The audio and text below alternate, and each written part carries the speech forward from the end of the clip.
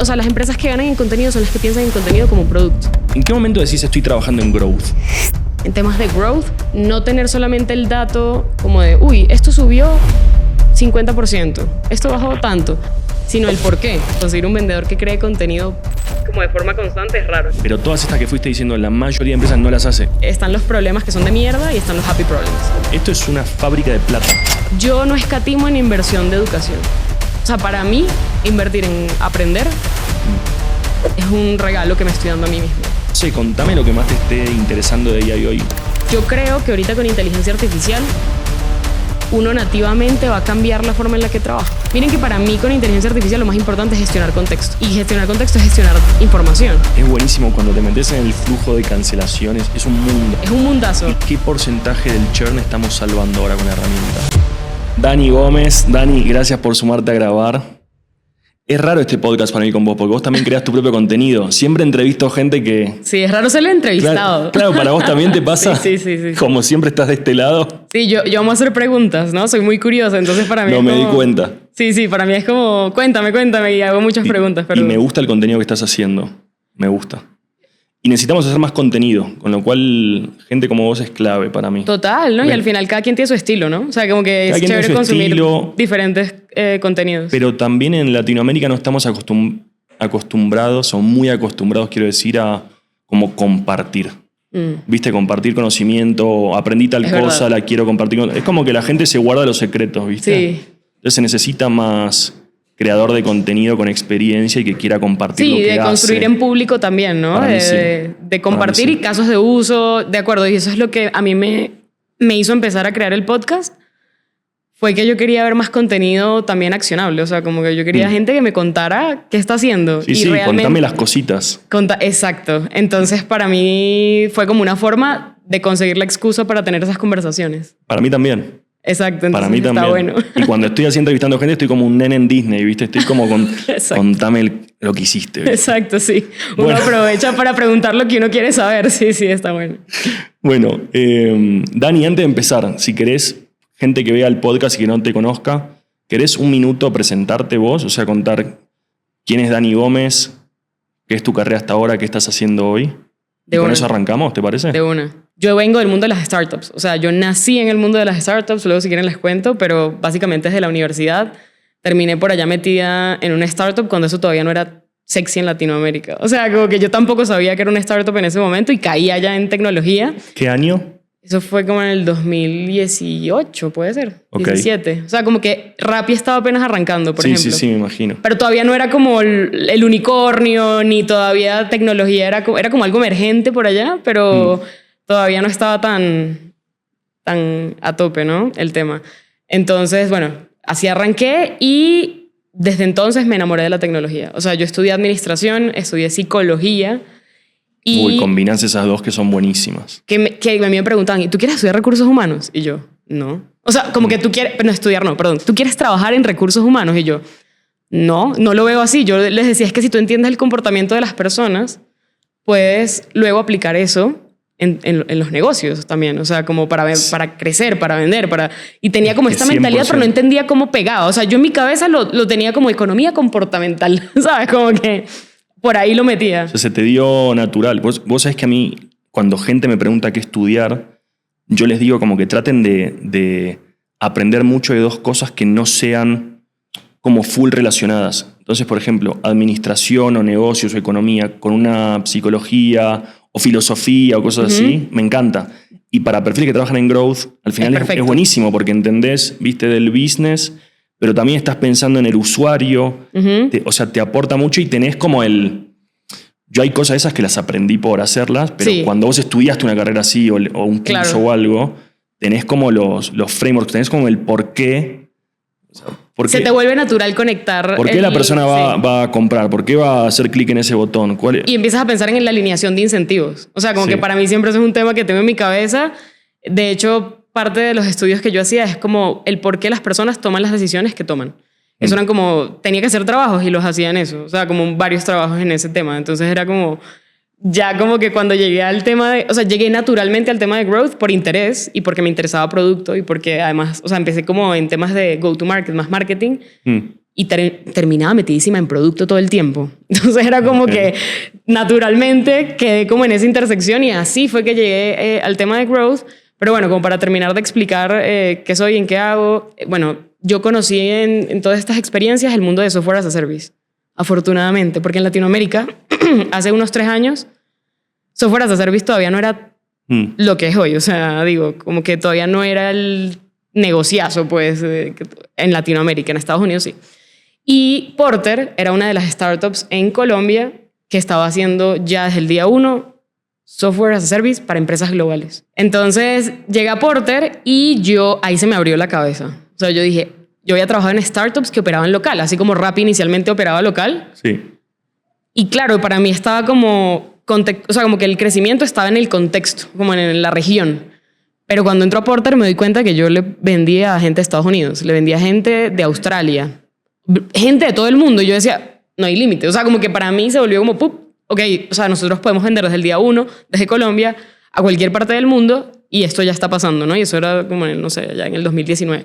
O sea, entonces, como que para mí eso fue un cambio de mindset. Me encantó software as a service, el modelo de suscripción, el modelo de recurrencia, el tema de retención. O sea, como que para mí era mágico. O sea, era como, ¿cómo así? Que ya yo sé que yo tengo 100 clientes que me van a pagar el mes siguiente y tengo que conseguir otros 100 y como que se van compounding, ¿no? Como que se van, tienen interés compuesto. Me enamoré de esas. Y por eso me metí mucho en producto o sea, como de construcción de producto digital. Y bueno, me metí en InsurTech. Bueno, yo luego echamos chisme de eso, pero yo he pasado creo que por casi todas las industrias que hay. Eso me encanta de vos. Ahora vamos a profundizar en cada cosa, pero yo lo que espero de grabar este episodio con vos es un poco que hablemos más de growth. Me gusta que tenés distintas experiencias trabajando como consultora, o como advisor, o metiéndote en distintas startups, así. Entonces quiero como sacarte un poco de eso y distintas cosas que hiciste.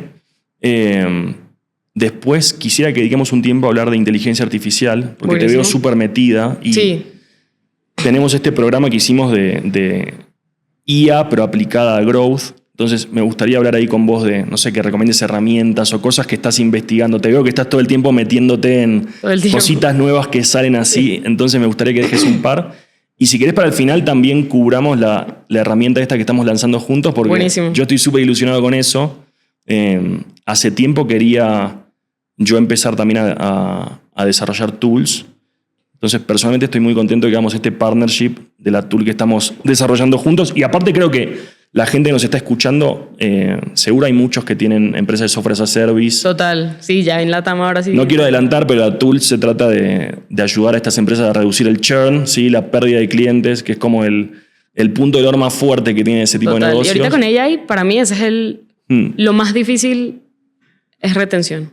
Es clave. Y entonces quiero que dediquemos un tiempo al final para, como ya que estamos juntos, explicar bien la herramienta que estamos desarrollando, que vamos a lanzar. O quizás cuando lancemos el podcast la estemos lanzando en esos mismos días. Ajá. Entonces está bueno profundizar un poquito. Buenísimo. Si te gusta el contenido que hacemos con mi equipo en Growth Rockstar y querés que podamos seguir haciendo más de estos episodios de podcast, invitando a las mejores personas a compartir con nosotros y que vos lo puedas aprovechar, por favor no olvides suscribirte a nuestro canal de YouTube. Hacé clic en el botón de suscribirte y de esa forma nos ayudás a que sigamos avanzando. Ahora sí, te dejo seguir a ver el resto del episodio. Arranquemos por el principio de vos. Yo no sabía que eras de Venezuela. Sí. No me había dado cuenta.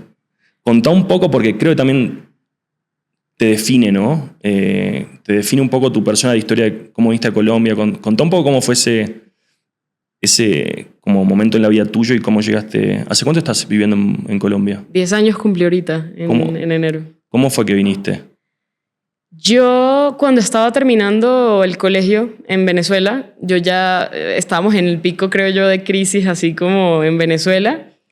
Y yo me di rápidamente cuenta de que yo no quería vivir mi vida universitaria y como estudiar en Venezuela. O sea, yo tenía como muy claro que la vida en Venezuela, al menos en donde yo la vivía, era como una burbuja, donde uno se movía del punto A al punto B, del punto B al punto C, pero eso no es, o sea, para mí vivir es como tener la posibilidad de escoger lo que quieres hacer. Entonces para mí era como, siento que acá estoy como como muy en mi burbuja y simplemente como con las experiencias que ya he tenido. Entonces como que yo quería, y lo tenía clarísimo, yo dije, me quiero ir y vivir afuera. Afortunadamente tengo un par de nacionalidades. Entonces, sí, mi papá es chistoso porque yo vengo de familia de migrantes. O sea, creo que eso también puede definir seguramente quién soy, porque ¿De dónde son tus papás? Mi mamá nació en Venezuela, pero mis abuelos maternos son de Italia y de Portugal. Ok. Que se vinieron de la Segunda Guerra Mundial. Mira. Entonces, en realidad, en mi casa se comía la lasaña, la pasta de la nonna, ¿sabes? Como que muy italiano, así como la cosa. Y por el lado de mi papá, él vino de Colombia, de Pereira, a Venezuela con sus hermanos y montaron empresa en Venezuela ya después. Pero en realidad ninguno es venezolano. O sea, mi mamá nació en Venezuela, pero pues toda su familia no es venezolana. Claro. Y mi papá no, pues es colombiano, aunque él amaba Venezuela y bueno, como que se quedó en Venezuela y ya. Pero entonces yo me vine, o sea, yo tenía la opción de escoger a dónde me quería ir. Y luego de hacer como mi análisis, etcétera, yo quería irme, pero me gustó algo que tuviera igual una cercanía como geográfica, cultural. Y vine, me acuerdo, en unas vacaciones a la Javeriana a visitar y me enamoré del campus. Sí, me enamoré del campus. Me pareció espectacular y yo dije, yo quiero estudiar acá. O sea, como que lo vi y dije, acá es donde quiero estudiar. Y apliqué, quedé, no sé qué. Bueno, me vine a Colombia. Pero en realidad yo me vine y al inicio estaban un par de mis hermanos, luego cada uno se fue a otro lado y realmente ahorita mi familia está como muy dispersa geográficamente, ¿no? Entonces yo tengo familia en Inglaterra, en Madrid, en Miami, mis hermanos, Divino. pues. Entonces todos estamos regados y realmente yo acá, o sea, solo se quedó un hermano y yo estudiando, o sea, como que, y yo estudiando. Entonces realmente sí fue como venirme a... O sea, no diría que sola, pero sí con un alto nivel de independencia y de autonomía y de responsabilidad, creo que es la otra. Para mí, como me vine de Venezuela a estudiar acá, yo era muy consciente como de el esfuerzo. O sea, igual, porque cuando estás en una crisis económica a nivel país, como que igual te empiezas a volver muy consciente de las decisiones que vas tomando. Entonces yo... Nada, en la universidad metida de lleno así, o sea, me encantaba, lo quería aprovechar al máximo, porque hay gente como que siento que iba y era como, bueno, sí. Lo doy por sentado. Igual te veo full pinta como de nerd. Como soy de una súper nerdaza, estudiosa, ¿no? totalmente, solo que como que la nerd extrovertida, no sé si extrovertida, pero sí como que, o sea, me gusta mucho la parte intelectual, con mi papá compartíamos mucho eso y como que es algo que me acompaña. Mi papá decía una frase que era, a ti te pueden quitar todo, menos lo que tú eres y lo que sabes. Como que tú puedes perder todo. Y como que para mí esa vaina es como, yo no escatimo en inversión de educación. O sea, para mí, invertir en aprender es un regalo que me estoy dando a mí misma. ¿Sabes? Y nunca, o sea, como para mí ese es como el ticket mejor invertido en mi vida, ¿no?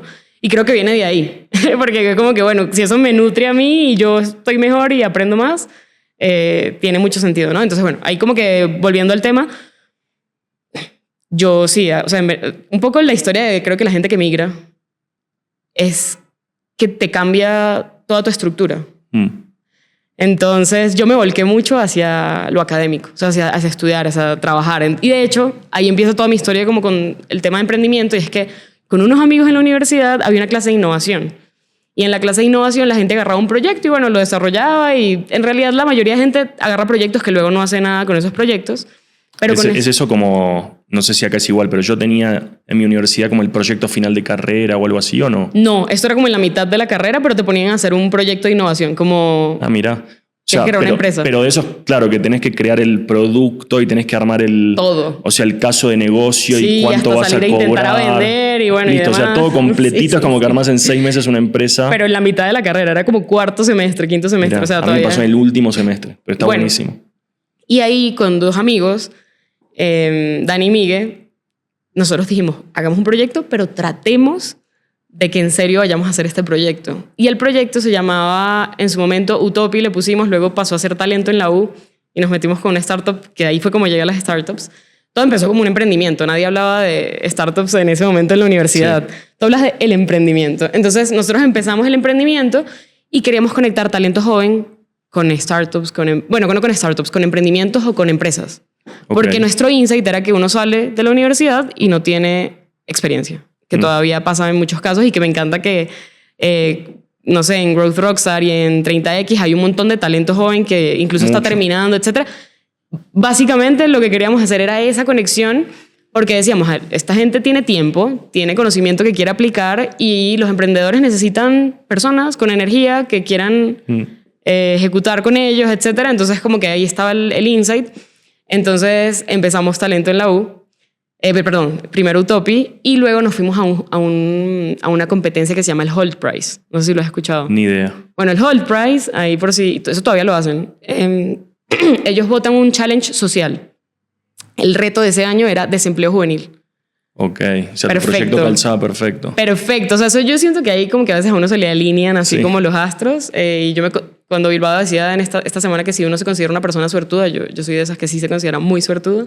Cuando se te alinean los planetas. Sí. Y esa fue una primera alineación de planetas buena porque el challenge era ese y nosotros dije, vamos a aplicar y era la primera vez que se hacía en la Javeriana como campus y toda la cosa porque eso tiene un campus director y hacen como toda una cosa. Y presentamos el pitch, hicimos un super pitch. O sea, yo ahí aprendí a hacer pitch. O sea, en esos primeros proyectos, porque nosotros éramos como, no puede ser un pitch aburrido, tiene que ser un pitch disruptivo y nos botábamos la cabeza de cómo tenía que estar la estructura y no sabíamos nada. O sea, todo era como aprendiendo en la marcha, ¿no? Sí. Hicimos el pitch, ganamos en la Javeriana. Primer lugar en la Javeriana. Y eso te da un ticket a aplicar a regionales, o sea, a participar en regionales con gente de Estados Unidos, con gente de México, de otros países que, de hecho, esa fue en Bogotá, entonces venía gente de otros países a Bogotá y tú competías con ellos. Muy bueno. Pero había gente de MBA. De hecho, una de las que participaron luego lo adquirió Torre Negra. Imagínate, en Torre. O sea, que ellos fueron los que ganaron el regional, eran de MBA. O sea, era uno compitiendo con gente pues, de todo lado. Entonces era muy loco. Y no ganamos. Quedamos de finalistas, o sea, como entre los finalistas. Pero eso nos dio algo que yo creo que es clave y es la exposición. O sea, cuando te paras a hablar enfrente de un montón de gente y cuentas y estás haciendo cosas, te conectas con otra gente. Entonces, uno de los jurados era Andrés Méndez y él era fundador de En la U. Una startup que era para universitarios. Quería hacer como un Rappi, pero para universitarios. Ok. Y él nos dice, venga, porque me encantan el equipo, lo que están haciendo, ¿por qué no vienen y hacen eso acá? O sea, ya nosotros estamos haciendo tecnología para universidades y ustedes quieren conectar universitarios pues con empresas, ¿por qué no se vienen y lo hacen acá? Y básicamente era como una incubadora rara porque era como que nosotros nos pagábamos un salario, pero éramos dueños de una parte del proyecto y ejecutábamos el proyecto y aprendíamos de tecnología porque ellos ya tenían ese conocimiento. Muy bueno. Entonces era espectacular porque, o sea, yo lo veo en retrospectiva y digo, no era la plata que uno se ganaba porque pues no era, o sea, no era un... Estabas aparte estudiando, o sea, eso claro. Toda la mitad de tu carrera. Total, yo era en las clases usando WordPress, o sea, es como que montando páginas, armando no sé qué, y eso era muy como... bueno.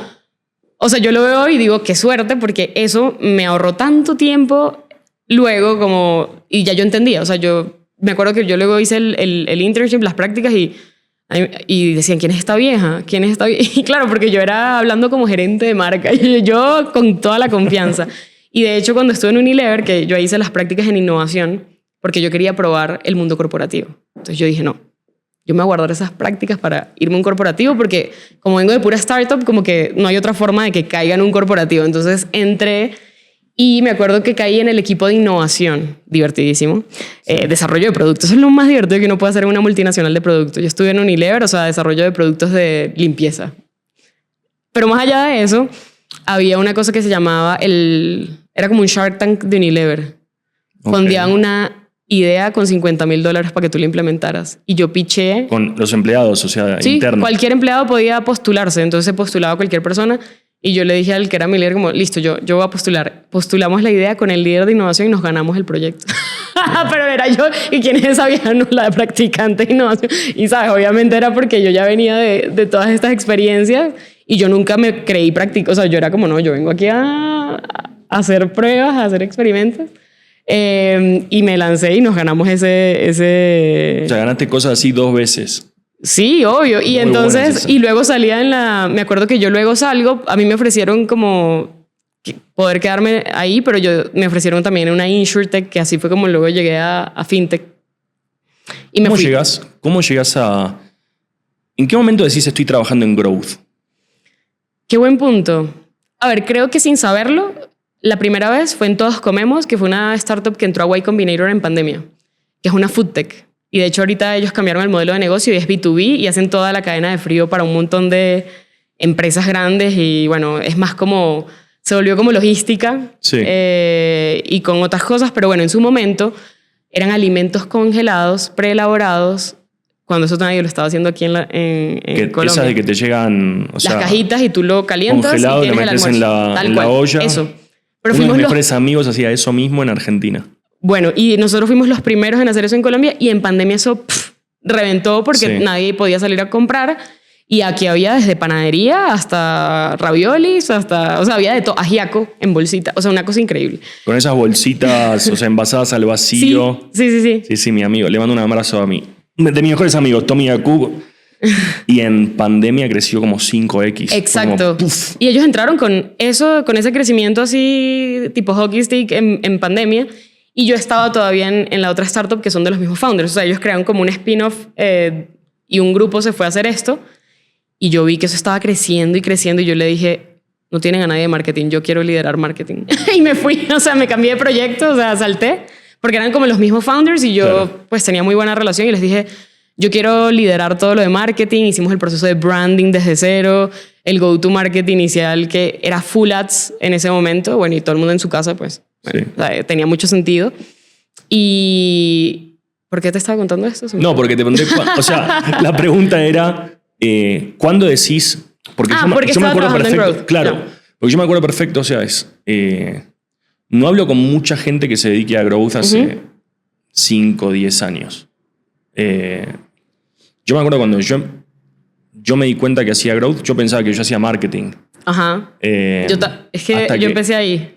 ¿A vos lo tuyo cómo fue? En Todos Comemos yo hacía marketing, pero me empecé a dar cuenta de que problemas de crecimiento, de por qué no vendíamos más, estaban pegados a producto. Entonces yo naturalmente todo el tiempo era, bueno, ¿por qué no hacemos este cambio en el producto y este cambio en el e-commerce y hagamos esto? Y como que me metía mucho en cosas que no eran mi cancha, o sea, porque ponte que yo estaba encargada de toda la parte de brand, distribución, contenido, y yo y que no. O sea, deberíamos tener este tema de los productos, empaquetemos así, o sea, como que las ofertas de esta manera, porque el checkout no me está ofreciendo estas cosas. O sea, como que empecé a meterme demasiado en producto. Ese es el típico que pasa cuando trabajas en marketing y estás llevando tráfico y ves que no convierte bien y querés matar a alguien. Exacto. Y naturalmente te empezás a meter en ver, ¿qué está pasando con todo esto? Y no eres el dueño tráfico como que de toda la traigo? experiencia del usuario, ¿no? Como que llega un Sí. punto en el que ya no eres dueño, siento yo. Y ahí es cuando yo le digo a Santi, que es uno de los cofundadores, Santi, yo quiero aprender de producto y yo quiero aprender de lo que tú estás haciendo. O sea, porque él era el líder de producto y él se hablaba con los devs y yo decía, este man, ¿cómo, sin ser desarrollador, porque él es economista, cómo habla así con los developers? ¿Cómo él entiende toda esta vaina? Entonces mi primer paso para volverme más técnica, porque yo he venido en un path de querer volverme más técnica. O sea, yo cero que vengo de un background técnico, pero lo primero que yo hice fue aprender SQL por allá en ese tiempo. ¿Por qué? Porque no podía extraer las bases de datos. Para mí era un pain. Yo quería segmentar. Y yo no podía segmentar si yo no sabía SQL porque entonces estaba en un AWS, qué sé yo. Entonces yo dije, no, pues tengo que aprender SQL. Entonces me puse a aprender SQL. Ese fue lo primero técnico que yo hice y era porque me estaba metiendo en producto. Entonces eso me llevó al siguiente punto y es que conozco a Juan de Porter y él ve que yo estoy en Todos Comemos y como que vio que estaba haciendo seguramente también cosas como de datos, no sé qué. Y por LinkedIn me dice como, venga, Dani, hablemos. Y me dijo, ven, yo quiero que tú vengas a trabajar conmigo. Yo fui el primer hire, o sea, cuando eran como 5 personas, de Porter, como muy, muy early stage, como de 0 a 100 clientes iniciales y luego de 100 a, bueno, muchos más. Pero eso fue la primera vez que yo trabajé en Porter, porque yo estuve en Porter en 2 temporadas. Sí, como que fuiste y te fuiste y Sí. volviste, ¿no? Exacto. Entonces, en esa primera temporada, nosotros, la forma de... Ahí ya sí tu rol era growth. ¿O qué era? Sí, fui como el primer hire, entonces era de todo. Hacías O sea, todo. yo hacía desde customer support muchas veces. Yo era un founder más. O sea, literalmente yo era con Juan como que la que hacía todo. Entonces yo hacía desde marketing, customer success y muchas veces producto para meterlos con dev de que hay que arreglar esto, agreguemos esto, cambiemos esto. O sea, como el producto era para marketers, que eso está cool. yo entendía perfecto el caso de uso. El eating your own dog food para mí era como natural. Entonces, la forma de adquirir clientes de Porter, que esto me parece muy bello, y que ahorita es más natural para nosotros en Latam, pero en ese momento era súper raro, o sea, nadie hacía eso, era a través de plantillas. O sea, la gente... Explica un poco, porque yo conozco el caso. Ya sí, cuento. Y si no, no te pregunto, pero contá cómo es. De una. Entonces, Porter básicamente ayuda a equipos de marketing, ahorita están haciendo más cosas, pero en su momento, a visualizar todos sus datos de campañas de Facebook Ads, de Shopify, de todos los canales de marketing que tengas en dashboards para que puedas pues, tomar decisiones, actuar, etcétera, conocer tu CPA, tu CAC, bueno, todo esto se hacía con Porter. Entonces, muchas personas todavía en ese momento no sabían que era un Looker Studio. Era emergente. Looker Studio era malísimo en esa época. O sea, ni siquiera tenía muchos features. Ya ahorita eso es un Ferrari, pero en su momento eso era pues un par de dashboards, etc. Entonces Porter era uno de los conectores que te permitía conectar la API de Facebook con Looker Studio para poder ver tus reportes en tiempo real. Eso es una cosa innovadora ya en el 2019. Sí. O sea, antes la gente lo hacía en Excel o lo hacía en el Ads Manager, que era horrible.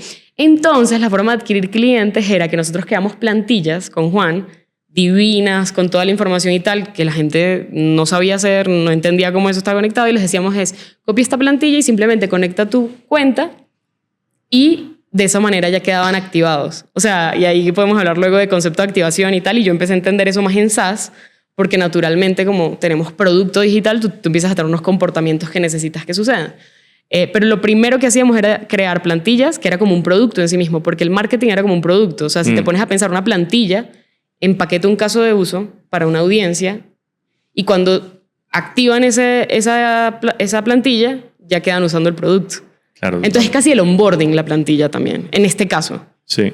Entonces, ¿y las plantillas que las indexaban en algún lugar? Sí, luego eso se hacía con SEO teníamos todo un playbook de rankear para las búsquedas de plantillas con intención comercial, pero también nos metíamos en grupos creamos un grupo de Facebook que se volvió el grupo como más grande de Looker Studio para marketers. Entonces ahí teníamos la audiencia y ahí compartíamos las plantillas. Y luego, como yo empecé a crear contenido en LinkedIn, realmente fue porque en Porter necesitamos clientes. Y yo, ¿y qué? ¿Dónde están los marketers? Y entonces una de las respuestas en LinkedIn.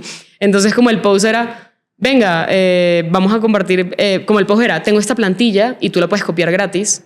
La gente era como, pásame esa plantilla, increíble, no sé qué, buenísimo. Y era súper útil para la gente. Y luego, Dani, tuve este tema con la plantilla, y entonces te contaban a ti directamente y te daban feedback del producto. Entonces era como un loop ahí de aprendizaje y también de distribución. Y además como visualmente era tan bien hecho, o sea, porque en eso nos enfocábamos mucho con Juanjo, y eso yo lo llevé a la mesa de la estética de las plantillas, armar como cosas muy bien visualmente. Era como el componente que hacía que se viralizara un poco en LinkedIn, ¿no? O sea, en esa época también cuando nadie estaba haciendo eso en LinkedIn. Que siento que nosotros llegamos a unos playbooks antes de la TAM. O sea, porque nosotros competíamos con gente de Estados Unidos. O sea, nosotros no teníamos competencia en ese momento en Latinoamérica. Es que es divino acostumbrarse de a armar cosas globales, a pensar global. Que eso yo lo aprendí en Porter. Entonces ahí, Juan, te quiero. Hace poco hablé con Juan, es un divino ese chico. Sí. Entonces con Juan, y el man es muy bueno en SEO. Entonces yo aprendí dos cosas clave, o bueno, un par de cosas clave en Porter. Uno, software as a service, producto, activación, distribución y SEO. Para mí son como dos pilares que yo tengo mucho en mi forma de pensar las cosas. Y en sistemas. Porque hacer SEO a ti te obliga a pensar, o sea, SEO es como la parte más nerd de los marketers, siento yo. Yo creo que hasta la gente cierto punto. que trabajó fuerte en SEO, en Google, se vuelven muy buenos líderes de growth. Total. Porque tiene parte analítica y estás analizando el long tail y las keywords y qué sé yo, y tenés que tener, como dijiste vos, o sea, algo de producto que indexe. Claro, lo conectas a las intenciones comerciales, entonces ya ahí tienes metido el concepto de intención comercial que está más cerca de la conversión. Entonces priorizo no por lo que me llegue a más personas, sino por lo que me llegue a más personas calificadas y en lo que yo pueda ganar a la competencia. Y el contenido se piensa como producto. Tal cual. Que eso es un problema que yo veo y yo lo hablo mucho en mi contenido, que es como contenido, o sea, las empresas que ganan en contenido son las que piensan en contenido como un producto. Para ti en Growth Rockstar, el contenido es tu producto. Totalmente. Pero para muchas startups les serviría mucho pensar en su estrategia de contenido así, como esto es un producto en sí mismo, no es simplemente copio y pego. Entonces para mí esas learnings me los llevé mucho de Porter. Che, Dani, y después, o sea, trabajando también haciendo como advisories, consultoría, vos, lo bueno que veo en tu caso es que también tuviste esta experiencia como de trabajar growth y producto en un montón de Sí, un como montón de modelos de lados. negocio distintos, ¿no? Recién mencionaste, o sea, Porter es un SaaS, trabajaste en una foodtech, insurtech, algunas más que no estén Sí, ahí. en InsurTech, luego trabajo con una startup que yo asesoro que se llama Datop, que es supply chain con inteligencia artificial, o sea, analítica, machine learning para inteligencia artificial. Perdón, machine learning para equipos de supply chain. Y esos son empresas gigantes que tienen un montón de datos en un ERP, entonces aprendí un montón de ERPs de logística, sé de supply chain, te puedo hablar con propiedad como si trabajara en supply chain y no nada que ver. Okay. Y como yo trabajé en Unilever, tenía como claro los conceptos de consumo masivo, entonces como que conectaba, listo, entonces esto es, no sé, así es como se entiende en retail, hay como varios nombres como para cuando, por ejemplo... No, pero igual no me entres ahí, no quiero profundizar. bueno, en no retail. quiero entrar en retail, pero lo bueno. que te quería preguntar es, Ahí sí. o sea, trabajaste con distintos modelos de negocios. Mucha gente incluso, todavía me pasa que hay gente que ve el podcast y que no sabe lo que es growth. Me gustaría sacarte esa pregunta a vos, o sea, vos trabajaste roles de growth y combinados en distintas empresas. ¿Qué crees que se replica en todas? Digamos, o sea, ¿a qué te metiste vos en cada empresa a hacer? ¿Crees que hay algo en común? Producto, para mí está en el corazón de growth. O sea, siento que si uno no tiene influencia en producto, realmente no está haciendo growth como en el concepto fuerte. Claro que está growth marketing, que es como, sí, la persona que está dedicada a canales y demás. Pero para mí growth tiene mucho de producto y eso tiene una razón de ser y es... Tú en growth, bueno, siempre hablamos y tú también seguro lo has dicho 1000 veces, adquisición, retención, monetización, para eso tienes que activar a los usuarios, es decir, que usen el producto y que obtengan valor y que vuelvan. Básico, y que los puedas monetizar eventualmente. Entonces, para mí, si tú pasas de adquisición a retención, ahí el puente de esas dos es activación, es decir, que la gente use el producto y que encuentre el caso de uso que lo está adopte. buscando y que diga, esto es, me encantó esta herramienta. Y para mí... Ahí tú tienes que tener influencia. O sea, si tú no puedes influenciar en nada el producto, ni en nada la activación, ni en nada la primera experiencia del usuario, ni el messaging, porque eso también es importante. O sea, realmente la activación muchas veces empieza desde el messaging. Tú llegas desde el caso de uso correcto, vas por el journey con ese caso de uso, por ejemplo, en las plantillas. El messaging era, activa tu cuenta de Facebook Ads o combina Google Ads con Facebook Ads. Ahí ya vamos desde el caso de uso y cuando tú activas ya estás resolviendo tu problema del caso de uso. Entonces como que va concatenado. Pero entonces para mí, ¿qué tiene en común? Bueno, te tienes que poder meter en producto y tienes que tener product sense. Que el product sense para mí es como una sensibilidad de lo que necesita el usuario, de por qué no está avanzando y no es solo sensibilidad como de vibe product, ¿sabes? Sí. Como de simplemente lo que crees, sino que como hablas con tantos usuarios, ves tantos screen recordings, ves tantos datos, empiezas a tener como unos patrones que empiezas a conectar. Entonces, para mí, ¿qué se repite también? Bueno, que siempre terminas yendo a la data cualitativa y cuantitativa. A mí me gusta mucho, en temas de growth, no tener solamente el dato como de, esto subió 50%, esto bajó tanto, sino el por qué. O sea, porque a mí en realidad, o sea, buenísimo que suba, buenísimo que baje, pero si tú no tienes el por qué, te sirve poco para aprender y para replicar lo que estás haciendo bien y lo que estás haciendo, o detener lo que estás haciendo mal. Entonces, para mí, y eso, mira que venir de Porter también me dio que yo aprendí mucho de data analytics. Me volví muy buena en entender la data, analizarla, crear casos de uso, interpretarla y crear frameworks. Que Juan también es un geek de los frameworks y de eso. Entonces, para mí era como natural. Entonces, ¿qué tiene para mí en común? Producto, data, cualitativa y cuantitativa, que a mí me encanta la cualitativa porque te da el porqué. Sí, es fundamental. Entonces... Ahí te da parte tuya de psicóloga. Claro, entonces yo dije, bueno, se empezaron a conectar los puntos. Yo nunca quise, o sea, quiero que se empiece a ver, ¿no? Como que yo nunca planeé caer en estas cosas, pero mi interés me fue llevando a diferentes cosas que luego se fueron conectando. Pero si tú me dices que tienen en común, eso, y para mí entender psicología, que lo hablamos ahorita, y es, ¿por qué? Porque al final growth lo que hace es mover palancas, pero al final tú le estás vendiendo a personas y tú tienes que entender cómo una persona consume algo, cómo la persona interactúa con eso, qué emoción tienen, que hace que se bajen en un momento porque se sienten frustrados. O sea, tienes que como que tener como esta mezcla entre el número me está diciendo que es por acá, pero la observación, el análisis y el entender el caso de uso, la persona, el producto, me da como las ideas y el como qué puedo hacer diferente.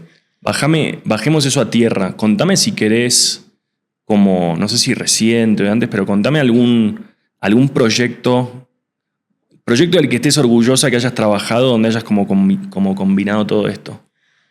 Bueno, a ver, hay varios, y hay unos y aquí se va a empezar a ver, ¿no? Hay unos que van más como del lado de adquisición, hay otros que van más del lado de retención, otros del lado más de monetización, o sea, que es como los pilares de crecimiento.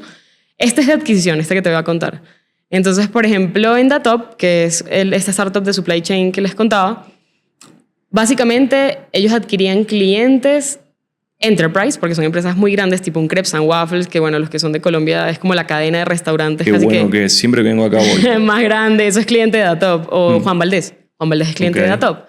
Y así, otras empresas que son gigantes, que sí, farmacéuticas, etc. Pero entonces el motion era sales-led, es decir, ventas para conseguir clientes. ¿Y cómo hacían? O sea, los vendedores, lo interesante de esta startup es que el founder crea contenido, el que vende. Eso es raro. Conseguir un vendedor que cree contenido como de forma constante es raro. Entonces, Felipe, él se volvió incluso top voice en LinkedIn hablando de supply chain. O sea, el man no... O sea, antes él no era experto en supply chain. O sea, el man se volvió muy bueno en supply chain, empezó a crear contenido y de esa manera hacía ventas, como social selling en LinkedIn. O sea, como que creaba contenido, conectaba con la gente y como que vendía, ¿no? Sí. Y ellos me contactan porque querían crecer, pero como que ya el playbook un poco de LinkedIn y tal, como que bueno... Primero, como que no tenían una estrategia muy clara y segundo, era como necesitamos más personas y además ojalá globales también, porque terminaban mucho en Colombia, bueno, y en Latinoamérica. Entonces cuando me contactan yo le digo, listo, ¿y tienen equipo? No. Y yo, ¿y entonces quién va a ejecutar? O sea, ¿quién va a ejecutar? Entonces no puedo trabajar contigo. El clásico. Y entonces Felipe me dice, no, Daniela, pero si tú me dices que yo cree esto yo lo hago. Y yo... Bueno, vamos a ver. Y si no, contratamos gente, ¿ok? O sea, y como que fue el acuerdo. Y empecé a trabajar con ellos y montamos todo el playbook de SEO de ellos, o sea, como para Datop. Y ahorita es la principal fuente de llamadas y de clientes nuevos para ellos. Entonces, por ejemplo, o sea, ellos no tenían el landing page, la primera página de ellos, horrible. O sea, ni se entendía qué hacía el producto. O sea, tú entrabas y tú decías, ¿qué es esta vaina? O sea, se veía cero legítimo. O sea, y yo... Lo primero que vamos a hacer es desarrollar el messaging. Entonces, mira que uno se devuelve. O sea, yo lo primero que hice no fue growth. Lo primero que hice fue, vamos a desarrollar el messaging, que necesito entender por qué eres diferente. Que muchas veces la gente quiere crecer, pero no saben por qué son diferentes. Bueno, marica, si no sabes por qué eres diferente, está como difícil que nos diferenciemos en algo y que le demos una razón a los clientes para que nos quieran comprar a nosotros en vez de la competencia. Entonces, muchas veces yo arranco hablando con los founders y como ordenándolos, como, venga, vamos a ordenarnos, cuál es el diferencial, cuál es la audiencia y bajándoles como las cosas básicas que en equipos pequeños muchas veces no han hecho. Entonces, arrancamos por ahí y luego empezamos a desarrollar toda la página y empezamos a desarrollar primero casos de uso, o sea, como, me voy a poner un poquito más técnica de SEO, pero en SEO nosotros tenemos algo que se llaman búsquedas de alta intención comercial. Y en SaaS ya hay como una lista de cosas que uno puede hacer para llegar a esas búsquedas de alta intención comercial. Ejemplo, si yo estoy en un software de supply chain y yo entiendo en las categorías en las que juego, que por eso es tan importante hacer el ejercicio de positioning, yo empiezo a decir, mejores herramientas de supply chain para en 2025. Esa es la búsqueda de la persona. Sí, esa es la intención a la que yo voy a llegar. Y la persona puede buscar mejor herramienta de supply chain. Mejor herramienta para abastecimiento, mejor herramienta para gestión de inventario, mejor herramienta... Ahí ya tengo un montón de variaciones. Pero yo sé que si alguien está buscando eso es porque tiene una intención de compra. Esa persona está buscando una herramienta para solucionar un problema. Y si yo estoy entre las primeras opciones, entro en su shortlist de compra. Entonces, ¿qué empezamos a hacer? Empezamos a crear todo lo de mejores herramientas y incluso yo escribí esos primeros artículos y me tocó investigar un montón para entender, para ayudarlos como a... Mira, así luce... Bien hecho. Ahora repliquemos este playbook. Entonces como que nada, empezamos a generar las primeras llamadas a partir de ese contenido. Y mira que no era un contenido... Está bueno para gente que cree que hacer SEO es difícil o que lleva mucho tiempo. Total. O sea, lo hiciste en una empresa de supply chain. ¿qué? O sea, y horrible. No sería lo primero que uno piensa. Total. Y en verdad ahí empezaron a llegar y empezamos con ese playbook, ¿no? Empezó a tener tracción, empezó a generar llamadas, que esa era la métrica como que queríamos mover llamadas, porque como el modelo igual es un proceso consultivo de venta, yo lo que te tengo que generar es llamadas calificadas y tú con esas llamadas calificadas ya empiezas a hacer tu proceso de ventas. Entonces lo primero que hicimos fue eso y luego escalar el playbook que hicimos. Entonces yo lo que hago muchas veces con negocios es validar que funciona. O sea, yo soy como esa persona que desbloquea cosas nuevas que no se creían posibles o no se conocían. Entonces, por ejemplo, en este caso, abrimos un canal completamente nuevo que le sumaba al canal que ellos ya tenían. Y lo que hicimos fue, luego contratamos a una persona de SEO y que también supiera, bueno, de SEO y de cosas de marketing, un poquito de growth, y empezamos a replicar el playbook. Cuando ella entra, yo le digo, yo voy a migrar todo a Webflow, vamos a migrar todo a Webflow. ¿Por qué? Y este punto es importante. Cuando uno escoge en qué plataforma en qué plataforma meterse para crear su web, esa es una decisión bien importante, porque si tú te quieres meter de lleno en crear contenido y en escalar contenido como un sistemita, como una máquina, tienes que tener ciertas cosas, que esto uno lo aprende ya cuando se empieza a dar golpes en la práctica. Yo estuve en Porter, hicimos todo en WordPress, que, o sea, es bueno WordPress, o sea, sí funciona, por si acaso. O sea, en WordPress no entra en pánico. Funciona, pero es horrible la interfaz. O sea, y si tú quieres hacer cosas como SEO programático, etcétera, se te empieza a volver difícil. Entonces yo lo que quería hacer era multidioma. Yo dije, listo, ya yo gané en español. Y creé un artículo en inglés, así como para probar. Esa vaina empezó a generar llamadas en inglés. Un solo artículo empezamos a rankear en la primera página. O sea, compitiendo con gente de Estados Unidos. Les ganamos en los searches. O sea, como que... y sin tener como la página en inglés. Era solo el artículo en inglés. Con eso validamos. Entonces yo dije, tuve un insight, ¿no? Ese es el insight. Empezamos a ganar llamadas en inglés. Yo no tengo esto en inglés. Vamos a crear multidioma la página. Entonces, ya con inteligencia artificial, esto es, o sea, un playbook que uno debería estar haciendo. Y nos migramos a Webflow. ¿Por qué? Porque Webflow te permite tener multidioma. Ok.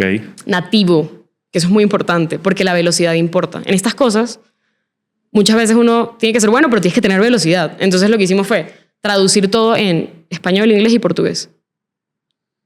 Entonces ya con eso teníamos 3 mercados, o sea, todo lo que es en inglés, que te cubre como el mundo entero y bueno, Estados Unidos, portugués, Brasil, que de hecho nos empezaron a llegar llamadas de Brasil y era como, ¿quién habla portugués en esta vaina?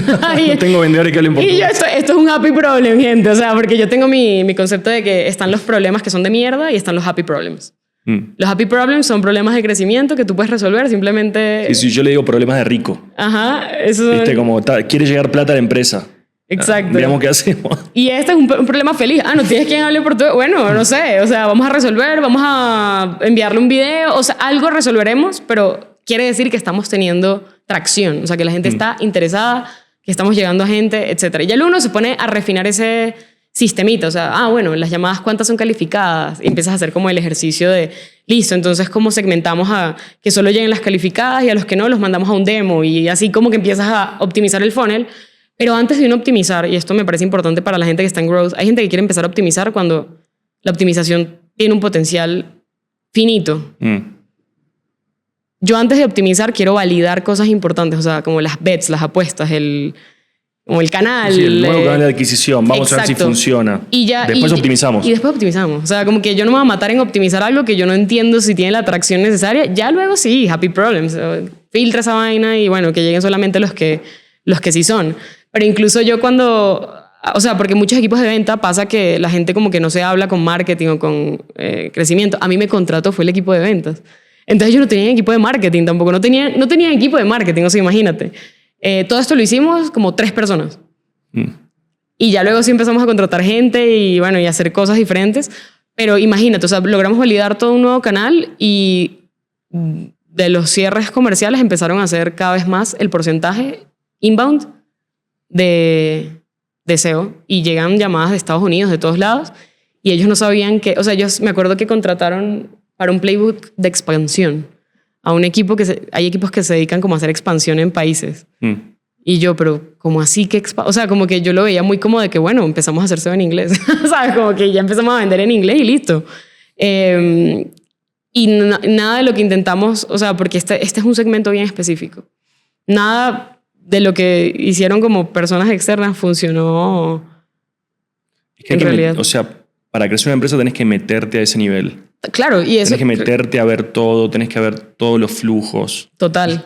Por eso me encanta Yo no sabía que ibas a hablar de este caso de SEO. Yo te tiré la pregunta al aire y ver con qué me respondías, pero vuelvo, o sea, la gente que trabaja en SEO es muy completa.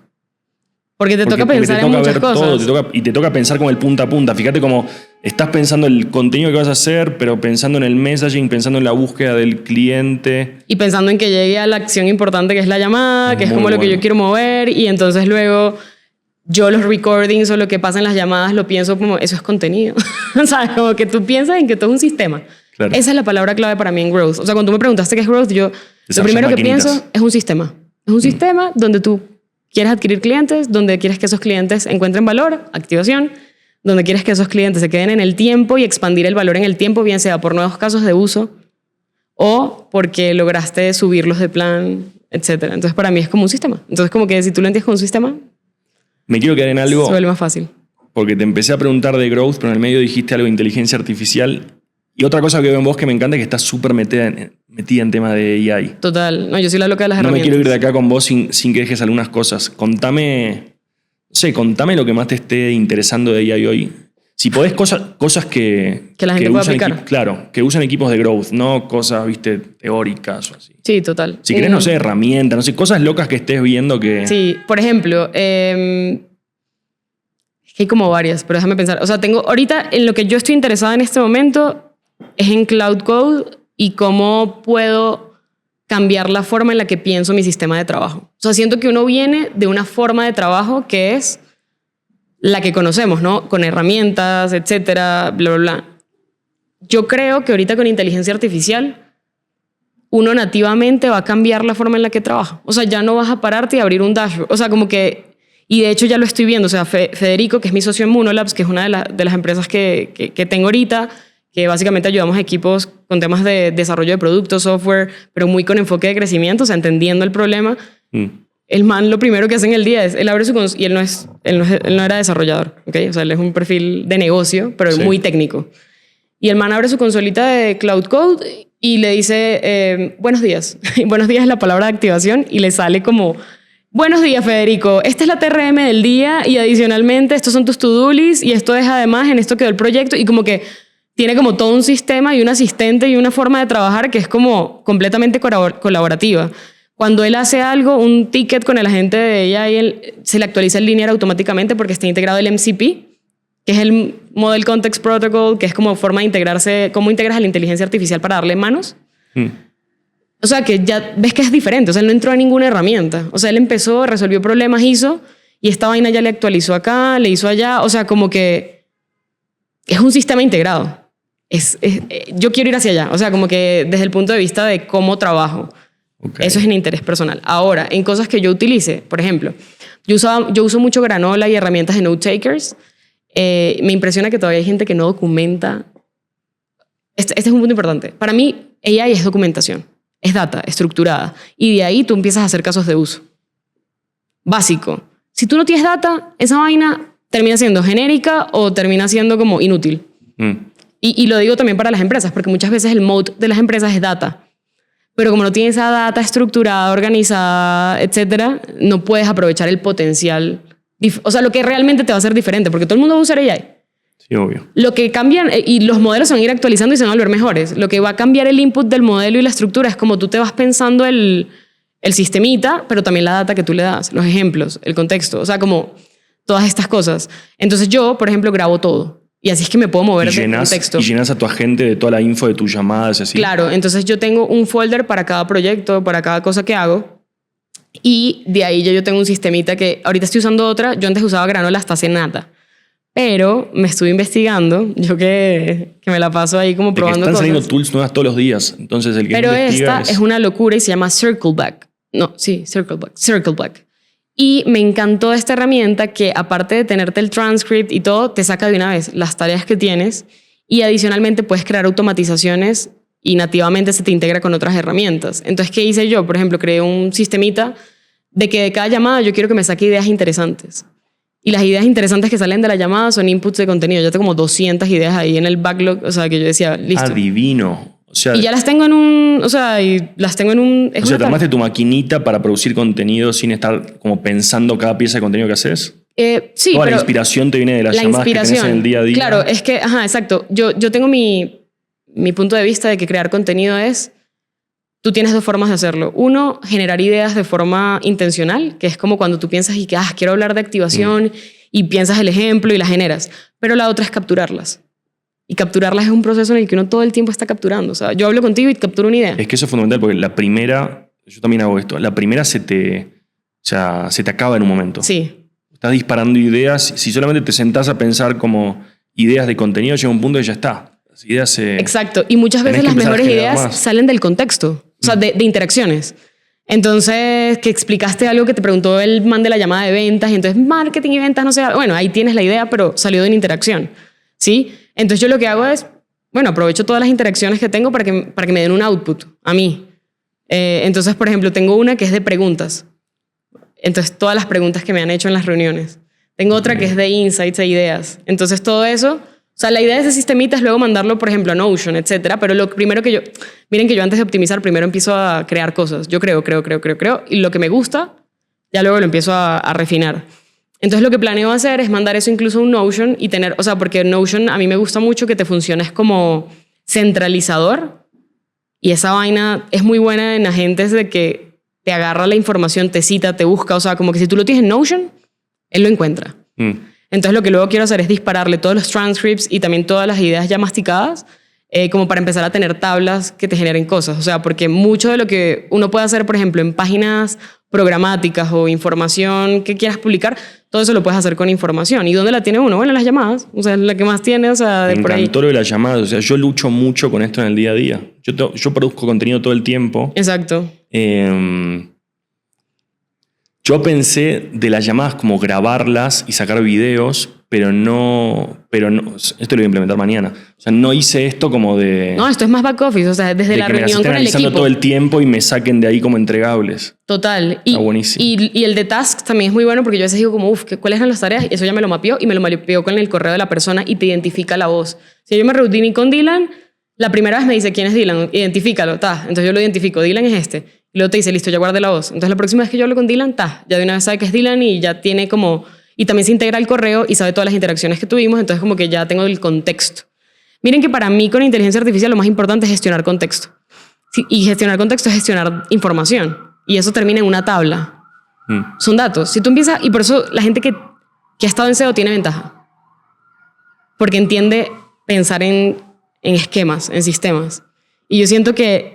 Sí, porque está estructurado siempre, o sea, siempre tienen la tablita con las keywords, la intención, la landing del contenido, el contenido a veces lo tienen ahí, lo traducís a otros idiomas, todo en la tablita tenés todo. Claro, entonces como que tú empiezas a ver todo como un sistema y todo se te vuelve así. O sea, por ejemplo, cuando yo pienso en, no sé, en cualquier problema, lo que hago es dividirlo como en sus partes más pequeñas y entender dónde es que está el problema, ¿no? Es como lo que uno hace usualmente. Pero para darte ejemplos de herramientas, una que me encanta para, ahorita que nosotros creamos mucho contenido y tal, yo no tengo un gran equipo. O sea, hasta ahorita tengo una persona que es Gaby. Pero yo he hecho sola todo el contenido por mucho tiempo y lo editaba con Descript, el podcast. Entonces yo grababa y como edito con... O sea, yo no edito en un layout, yo edito en un editor de texto. Sí. Con palabras. Entonces como que todo se me empieza a volver el sistemita, ¿no? Entonces de ahí sacaba luego los clips y de ahí el sistema de repropósito de contenido. O sea, como que todo cómo se conecta, ¿no? Y por ejemplo... la estuvo rompiendo. ¿Quién? Es buena, es muy buena. Y tiene un montón de cosas que mucha gente no aprovecha, pero es muy buena. O sea, si ustedes, por ejemplo, quieren hacer su podcast o hacer contenido fácil, Descript les quita la barrera de entrada de que, yo no soy un editor. No tienes que ser un editor. Solo corta. No tienes que entrar a Premiere. Corta y listo, sale. Esa me gusta mucho. Flora Fauna, que es una para generar imágenes. Mira, yo creo, tengo un punto de vista. Después tenemos que poner abajo de la descripción todos los links de las tools. Y de hecho de Flora y Fauna, no, mentira, de Flora y Fauna no tengo un tutorial. Del que tengo es uno que se llama Mosaic, que ya te echo el cuento. Para mí, el futuro de muchas herramientas y de muchos flujos va a ser amplificar las posibilidades. Que esto lo hablaba ayer con Gaby. Y es, tú cuando estás en un chat, tú tienes pregunta, respuesta, pregunta, respuesta, pregunta, respuesta, ¿cierto? Y eso tiene hasta un límite de tu explorar posibilidades. Pero en un Canvas, cuando tú tienes un Canvas, y cuando me refiero a un Canvas es un Board, un Miro, por ejemplo, lo que sea, y tú puedes meterle a eso branches, o sea, sacas versiones. Sí. Tú puedes ver posibilidades que en tu vida hubieses probado porque no tenías la posibilidad de explorarlas al mismo tiempo. Se te vuelve como el multiverso de las ideas. Okay. Esto me emociona mucho. ¿Eso es esa tool? Ya va. Y en Flora y Fauna te permite crear imágenes a partir de, o sea, variaciones y versiones y con diferentes modelos de inteligencia artificial y con diferentes prompts. Y le puedes meter diferentes inputs. Entonces, ¿qué es lo que yo hago? Por ejemplo, yo tengo en un board todos los thumbnails de YouTube que me gustan, como referencias. Y luego tengo imágenes mías, close up. Y luego entonces meto y entonces empiezo a probar variaciones. Y digo, esta me gusta. Entonces, si esta me gusta, entonces ya luego uno la puede meter o a diseñarla uno o usa esa versión y le cambia cosas. Pero mira que yo probé 20 ideas y agarré la que me gustó. Pero cuando tú hubieses podido decirle al diseñador, hazme 20 ideas, no vas a perder ese tiempo. Entonces como que siento que ahorita estamos también en un momento donde podemos ser mucho más creativos, porque a mí me molesta cuando la gente habla de AI como solo eficiencia, me parece aburrido, como limitado. La eficiencia tiene un límite. Tú puedes ser más eficiente hasta un punto, eso tiene un 100%. Pero la creatividad y lo nuevo y la innovación y los casos de uso nuevo, eso no tiene límite, eso es infinito. ¿Cómo haces para enterarte de nuevas herramientas? ¿Dónde buscas? ¿O tenés alguna fuente de inspiración, no sé, Sí, tengo algún lugar varias donde cositas. digas, che, recomendaron estas y entro a probar algunas? Cada vez que así? alguien menciona una herramienta y la escucho por ahí, yo, de una, la anoto. LinkedIn. Okay. En donde sea. O sea, ponte que entré a Threads y alguien y caso de uso, me la guardé. Y yo tengo como, en el día, yo al menos pruebo 2 o 3 herramientas. Esto para mucha gente puede ser ansiedad.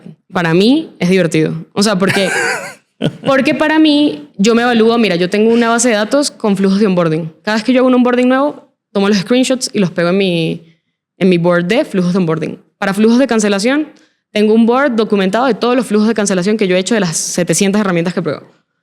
Y los que no tienen, y los que tienen, y los que es malo, y el copy, y el ejemplo, y todo. Entonces, yo todo el tiempo estoy documentando, que eso es un buen hábito que he agarrado y lo recomiendo.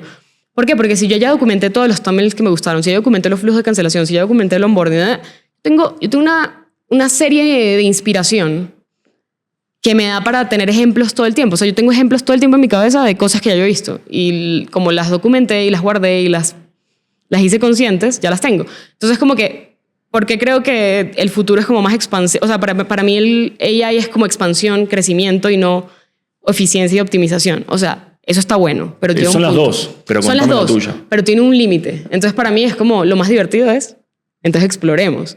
Entonces, Flora y Fauna me gusta mucho porque te permite la parte creativa visual. Mosaic, que es un editor de videos, sabes que han salido muchas Flora y Fauna, después Germán, que va a estar viendo esto de mi equipo, por favor, empezar a usarlo. No sabes cómo luchamos con los thumbnails y Te todo lo puedo eso. mostrar. Bueno, y de hecho sacamos un tutorial en YouTube que lo tengo ahí y estuvo bueno porque es como mostrar en Mosaic las típicas herramientas tipo Opus Clip. Tú subes un video de YouTube, un link y te bota un poco de clips. Sí, pero nunca y está bueno, pero como que siempre le falta algo, como que no. Entonces yo dije, no, ok, buenísimo lo del repurposing de videos, pero tiene que haber otra forma.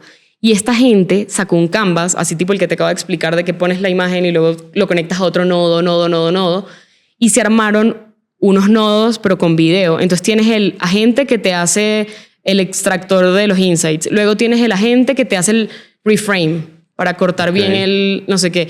Luego tienes el agente que te hace los captions. Y luego tienes el agente que te hace los motion graphics. Que ahí es donde para mí está lo loco. Entonces tú le das la referencia de un video en el que tienes los motion graphics que te gusta y luego con inteligencia artificial para las diferentes escenas del video te hace los motion graphics. Esto que me está diciendo para mí es divino. Pero está hermoso, o sea, como se yo lo no juro. tenía estas herramientas antes, tengo todo equipo de contenido y no estamos usando esto, me quiero matar. Nos faltaba hablar. Esa me parece brutal. ¿Y por qué? Porque piensas, uno en sistemas, tú puedes cambiar un nodo cuando quieras. Obvio. Y tú puedes crear varias variaciones y ver cuál es el output y sacar 20 versiones de lo mismo y ver cuál te gusta más. Me encantaron estas tools, Ani. Esa está una locura. Entonces, esa me gusta mucho. De las que uso así como de forma recurrente. Esa me gusta. Hay una que se llama Submagic, que también es muy buena, que para mí es mejor que Opus Clip. Si uno quiere usar las que son tipo, te saca el crop y ya. Sí. Buenísima. Muy buena. Esto de hablar de herramientas a mí me vuelve loco. Sí. Que tengo que cambiar. O sea, cada vez que hablo con alguien como vos y me tiro un par de tools, tengo que cambiar toda la forma en la que trabajo con mi equipo. No, y yo ahorita estoy haciendo tools con Lovable, que de hecho eso no lo hablamos tanto, pero casos de uso, por ejemplo, para el equipo comercial de Datop, generamos presentaciones y creamos un tool que se conecta con Gamma y que agarra todos los transcripts de las llamadas con el cliente para generar la propuesta personalizada. Hermoso. Ese está bueno también. Y ese te lo creaste vos. Sí. Claro. Sí. Hablemos de nuestra tool. O sea, el tema de retención. Estamos hablando ya un montón. Total. Llegamos a creación, pero en el medio de todo lo que fuiste diciendo hablaste de esto de cancelación, sea, de flujos de cancelación. Si querés yo digo 2 palabras que para mí son importantes, pero después tirate el cuento de por qué desarrollar esta tool. Pero a mí lo que me encantó es... Nosotros en Growth Rockstar y bueno, ahora también en 30X tenemos muchos miembros. Y nosotros le enseñamos a nuestros miembros formas de operar, formas de pensar, ejecutar, demás. Entonces yo vengo hace varios meses pensando en empezar a desarrollar tools porque yo no tengo hasta ahora un equipo, bueno, recién hace un par de meses tengo un equipo tech, en verdad, en la empresa. Antes no lo tenía, pero incluso desde antes ya pensaba ahí, con AI, así como dijiste recién vos con Lovable, es tan fácil ahora al menos desarrollar una primera versión de una tool que yo pensaba, yo necesito a la gente a la que yo le enseño a operar, a trabajar de alguna manera, darle las herramientas para que trabajen como yo les estoy enseñando, claro. O sea, hacérselos más fácil. Y me encantó que con mi equipo teníamos como un set de primeras ideas de herramientas que íbamos a lanzar y medio que vos tenías las mismas. O sea, para mí fue fantástico porque sí. Nosotros teníamos esto de una herramienta para experimentación, algo para manejar como el mix de canales de adquisición y teníamos esta de reducción de churn. Y cuando hablamos vos y yo y me dijiste, yo ya estoy trabajando en esa herramienta, dije, wow, no lo puedo creer. Entonces, ahora echate el cuento de por qué vos empezaste a desarrollar la tool de reducción de churn, ¿por qué fue esa la primera? Y aquí hay un insight bueno, porque mira que Lovable te sirve muy bien para prototipos, pero en realidad si uno quiere herramientas que escalen y como para venderlas, etcétera, quizás si es una cosa muy liviana, sí.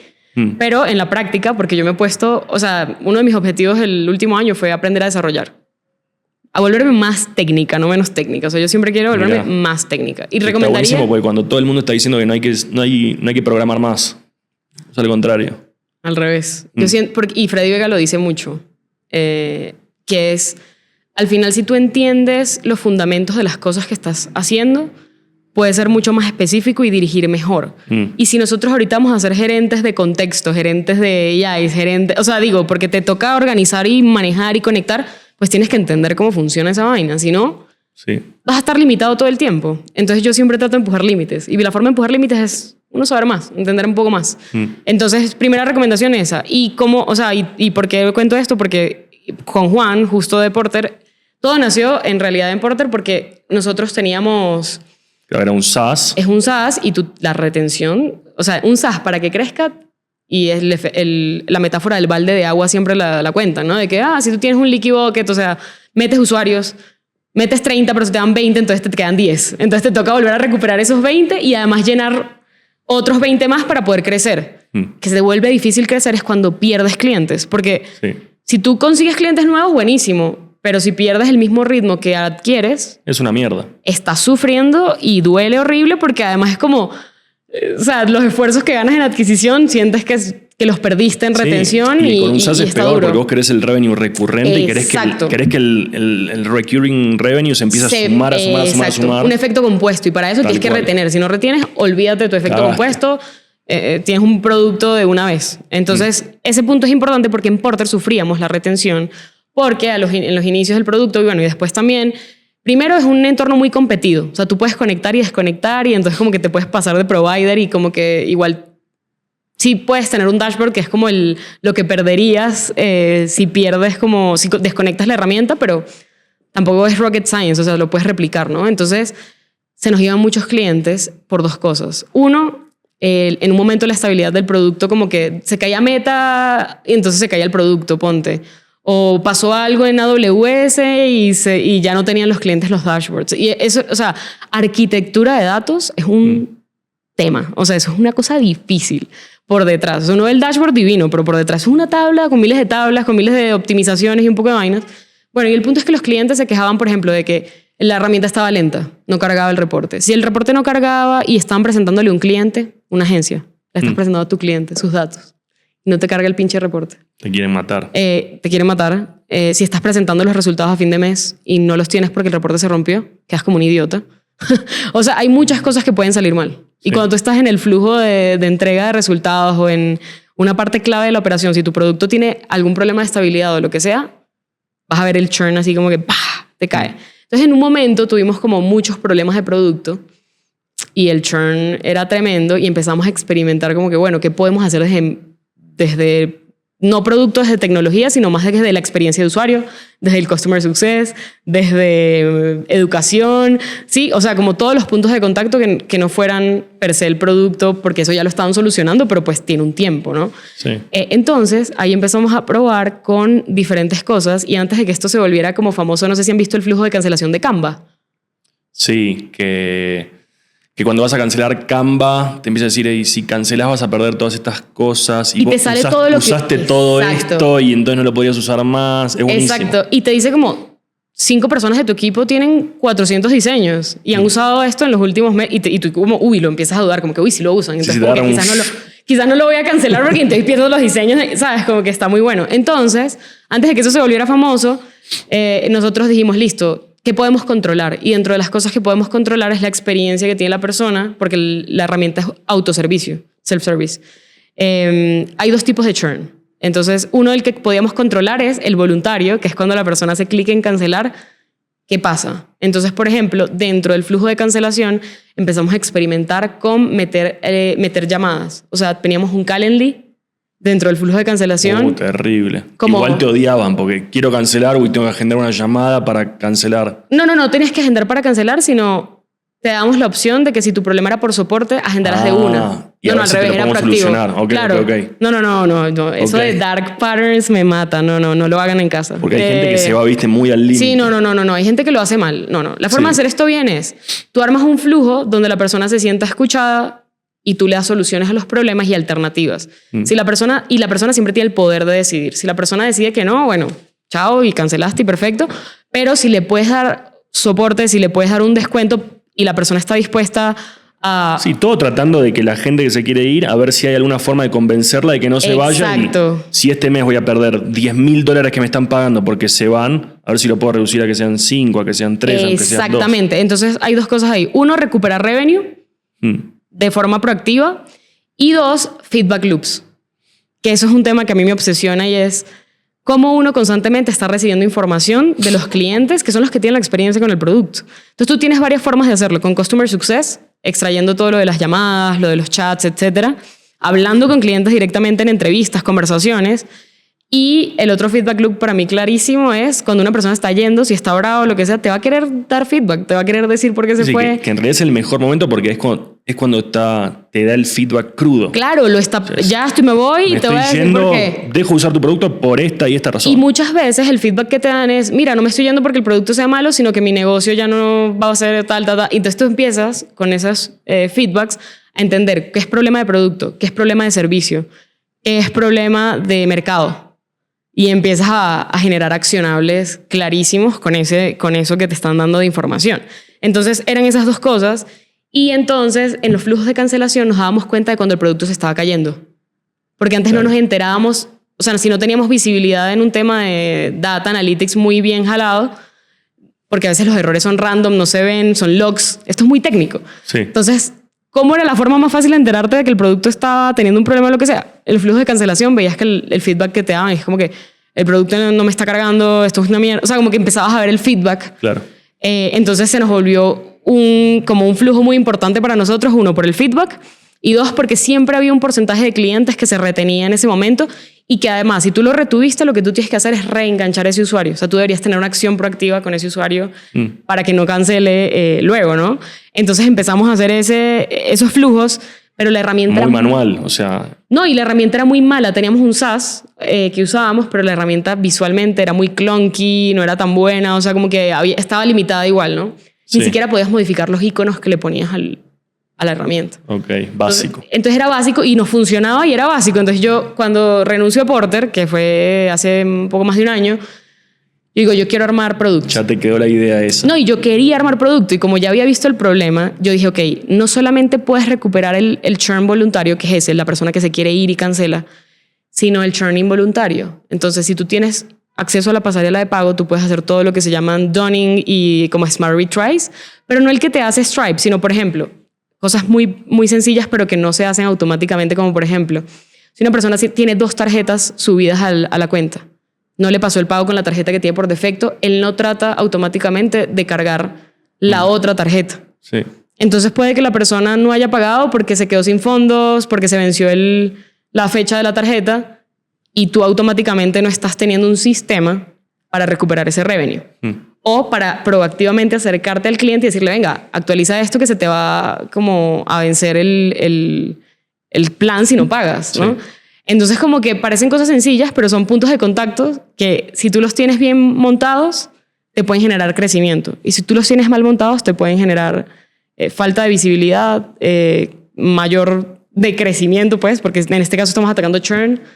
Entonces, de ahí nace la idea. Stripe es terrible, o sea, es muy bueno Stripe, pero es increíble para la ingenieros. cantidad de cosas que le faltan igualmente. Sí. Y en esto es muy malo, porque sí. vos estás cobrando una suscripción y de pronto hace 2, 3 intentos y se vence la factura, ya está, y lo da como por perdido y no tuviste intento de... Y no tienes visibilidad. Cambiar la tarjeta o tenés 2 tarjetas o comunicar al cliente y y de repente te enteras que perdiste un cliente y era porque...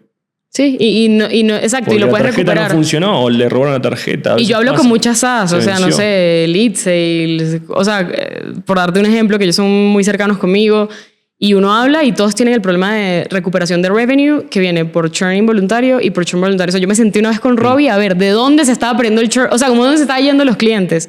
Y nos dimos cuenta de que había un montón que era involuntario y otro poco que sí era voluntario, pero entonces, ¿el voluntario quién es? Son clientes de lifetime value de cuánto, de cuántos meses se van. Mira que uno puede saber por el tiempo de cancelación si es un problema de activación, si es un problema de engagement, o sea, de que la herramienta no logró mantener el hábito, o si es un problema sí, como de primer uso. Por ejemplo, si la persona se va antes de los 3 meses, en la mayoría de herramientas eso es un problema de activación. Claro.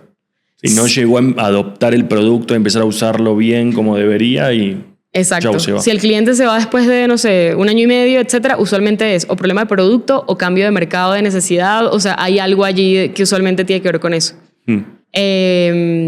Y bueno, siempre uno en los flujos de cancelación encuentra que el pricing es siempre un tema, pero en realidad uno se da cuenta de que el pricing es cuando te dicen que se van por pricing, tiene que ver con valor. Entonces probablemente tiene que ver con la propuesta de valor que le estás dando versus el precio que estás... O sea, lo que estás capturando, el valor que estás capturando es mayor al valor que ellos están percibiendo. Sí. Entonces ahí tienes monetización y entonces te preguntas, ¿no? Hay otra forma de cobrar, quizás.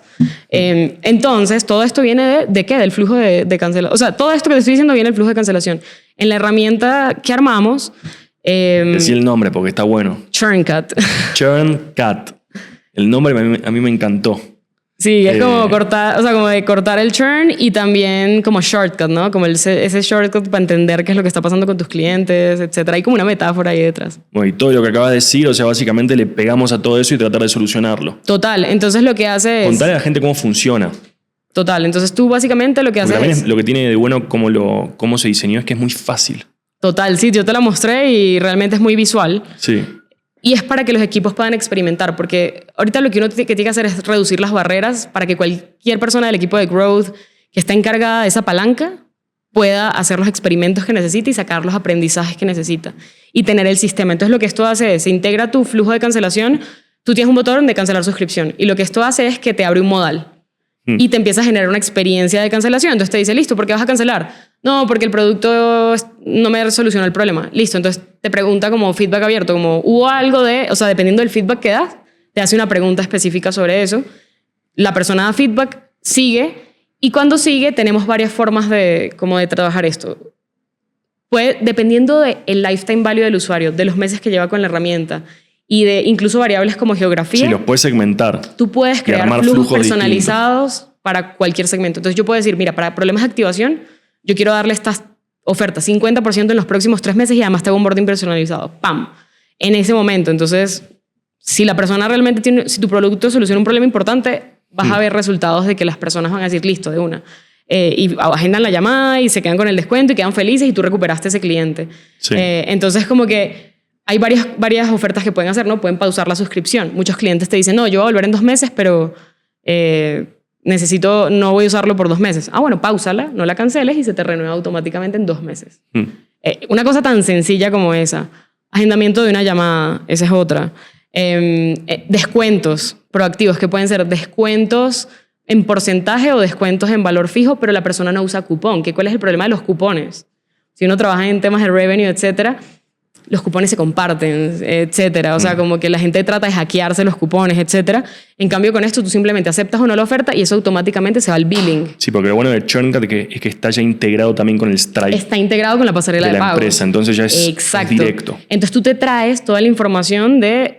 Ya tú sabes quién es Dylan. Dylan, cuántos meses estuvo tal, lifetime value. Por ejemplo, hay una ecuación que yo hago y digo, listo, si mi lifetime value ideal son, no sé, vamos a decir cualquier cosa, $700 y tú vas en 500, yo puedo calcular cuánto te debería dar de descuento si sea muy agresivo para que tú extiendas ese lifetime value hasta el valor ideal, al menos para que llegues al valor ideal del LTV o del costo de adquisición. Esa era otra que a mí me encanta. Si tu costo de adquisición de un cliente son $60 y la persona está cancelando en el segundo mes y no recuperaste, por decir cualquier cosa, sí, tú puedes extender, o sea, puedes hacer la misma ecuación para recuperar o sea, como mínimo yo quiero recuperar el CAC. No quiero que se me vaya ningún cliente sin recuperar CAC.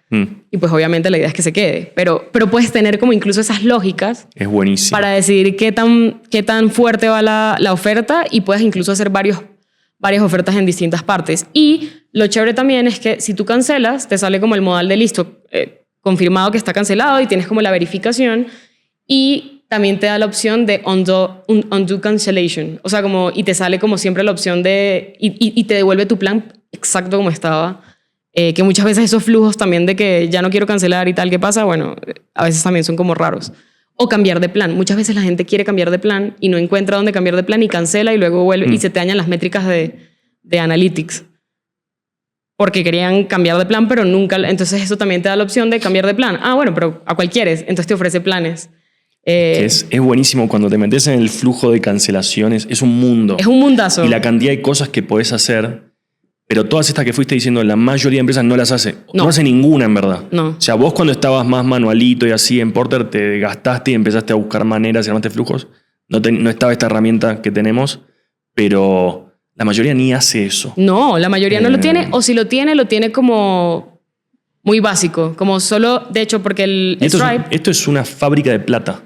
Total. La gente debería pensar como una fábrica de plata. Es plata que se te va a ir, que solamente por tener esta herramienta es que se paga sola. O sea, el ROI es como imprimir plata en tu empresa. Totalmente. Así que me encanta que arrancamos por esta tool. Total. Ah, no, y los feedback loops, es que esa no la dijimos, que es como que la herramienta se integra en Slack, por ejemplo, a los canales que ya utilizas. Ah, contaste lo de feedback loops, pero no contaste lo de Slack, que también está bueno. Claro, que ese es el feedback, claro, porque tú tienes todo ese feedback en una base de datos que se te va armando, como tu tabla de información, pero lo hermoso de esto es que cada vez que alguien tiene un intent de cancelar, se guarda una sesión para ese usuario. Entonces, si la persona, por ejemplo, no canceló, tú ya sabes que Pedro intentó cancelar, pero no canceló. Customer Success, proactivo. Vamos a llamar al cliente, vamos a hacer algo frente a eso. Pero no solamente eso, cada parte del flujo de cancelación, o sea, te avisa en Slack, por ejemplo, Dylan se salvó, esta fue la oferta que aceptó, este es el plan que tiene, este es su lifetime value y te da toda la información de forma proactiva en Slack para que tú estés con contexto todo el tiempo, que de hecho esa es la mejor forma de hacerlo, es consumir la información de forma contextual, no solamente una vez al mes. No. Esto debe ser los feedback loops deben ser constantes. Entonces también te da el feedback del usuario y todo de por qué iba a cancelar. ¿Tenés algo más que crees que nos estamos olvidando de contar? Del churn involuntario, que esa no la hablamos, nosotros también armamos un flujo de recuperación automático. Entonces, si se intenta cobrar y detectamos que el churn es involuntario porque la tarjeta se expiró o porque no tiene fondos, lo que hacemos es revisar automáticamente si la persona tiene otro método de pago.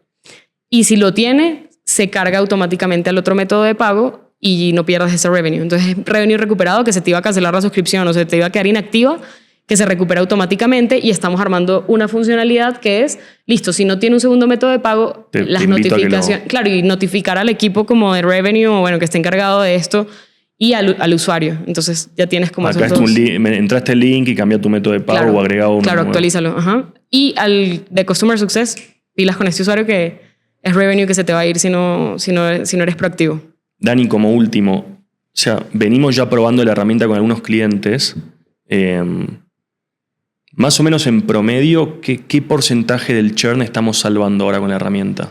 Depende del cliente y depende de las ofertas, porque a veces entre más agresivas las ofertas en algunos puntos, pues ves más resultado, pero eso está en un porcentaje entre el 10 y el 30%. Ok. Incluso ahora estamos mejorando la tool. Ajá. Pero más o menos ya tenemos ahí casos donde estamos resolviendo un 30%. O sea, se tienen a ir $10,000 por la puerta, bueno, 3,000 te salvamos. Exactamente. Sí, exactamente. Y la herramienta no cuesta 3,000 por mes. No, o sea es una locura, sí. No, o sea, la ecuación de valor es muy clara. Que por eso también, como persona de growth, creando una herramienta, etcétera, me gusta es porque se siente el valor. O sea, está muy claro. Está muy claro. Directo. Y el tema de los loops de feedback muchas veces son más valiosos que salvar. O sea, son ambas cosas, ¿no? Sí. Pero para mí los feedback loops también para los equipos de producto, etcétera, es una mina de información y de insights que uno a veces perdería de otra forma o que no se ve. Como que está por allá y nadie lo ve. Entonces, está bueno. Y cabe acotar, esto lo hicimos con equipo de development. O sea, yo tenía el concepto, todo, y todo obviamente me ayuda de ella ahí como para crear el prototipo, la información, pero al final esto tiene un montón de integraciones con APIs, un montón de... O sea, y como estás en una parte tan importante como la cancelación, tiene que ser un producto que funcione que muy esté bien. Bueno, o sea, claro. Sí. Entonces... Es crítico. El que sea seguro, que tenga como ciertos protocolos, entonces eso está bueno porque, claro, uno no va a codearse eso para ver si van y te lo hackean, además. O sea, como que sí tiene que haber alguien que sepa detrás, ¿no? Está bueno. Dani, de mi lado como mensaje final. Primero, gracias por sumarte a grabar hoy. Sos ya empezando el año porque vos y yo nos conocemos hace tiempo, pero empezamos a interactuar mucho más últimamente y sos, o sea, ya sos para mí una de mis personitas del año. Estoy muy feliz con que empecemos a hacer esto. Yo creo que con esto, esta herramienta nos va a ir muy bien y creo que a partir de ahí vamos a poder crear más cosas juntos. Sí, ¿no? Y la idea es lanzar cosas que generen valor. Pero vos y yo ya empezamos a trabajar más juntos y yo estoy muy contento con eso. Así que gracias por todo lo que estamos haciendo. Gracias por sumarte. Yo también, gracias por invitarme y por crear feliz de que estemos haciendo esto juntos. Me encanta. Estuvo muy bueno todo lo que contaste. Me encanta. Gracias por la invitación. Y se vienen más cositas, así que pendientes ahí de las herramientas y de los tutoriales y todo que vamos a ir lanzando. Bien.